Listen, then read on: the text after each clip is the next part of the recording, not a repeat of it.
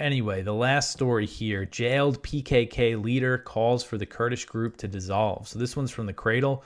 This is an interesting story here. Abdullah Öcalan, the jailed leader of the Kurdistan Workers' Party, the PKK, called on February 27th in a highly anticipated video statement for his party to lay down its weapons and dissolve itself. Öcalan said that the PKK has completed its life like its counterparts and made its dissolution necessary. He said, quote, "The language of the period of peace and democratic society must also be developed in accordance with reality. In this climate created by the call made by Turkish MP and the will shown by the president of Turkey, Erdogan, and the positive approaches of other political parties towards the known call, I call for laying down arms and assuming the historical responsibility of this call," end quote. So apparently he's been happy with what Erdogan has been saying, I guess, offering the Kurds. I'm not sure exactly what these talks have involved. But this could have big implications for the situation in northern Syria, because you have the PKK's wing, the YPG, their wing in Syria, which is part of the SDF, which is the U.S.-backed force. They've been fighting against Turkey and Turkish factions in the north. So that maybe there's a chance that there could be some kind of peace here.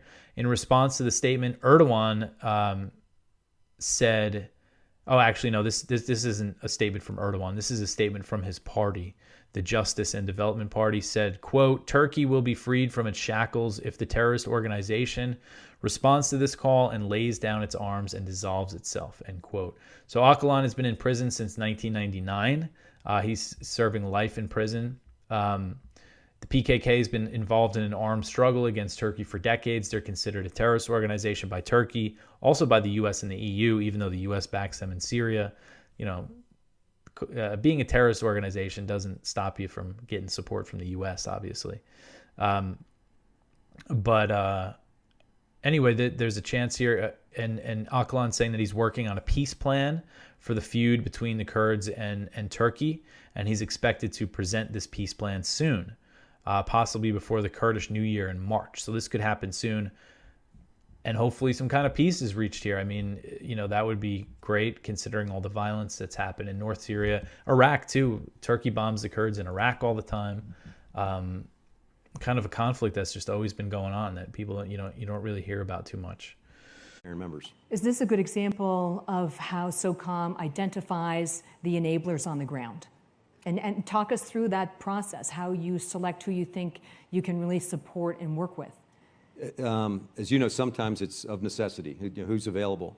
The one that I think is most discussed and most misunderstood is the evolution with our counterpart in Syria, the so-called Syrian Democratic Forces.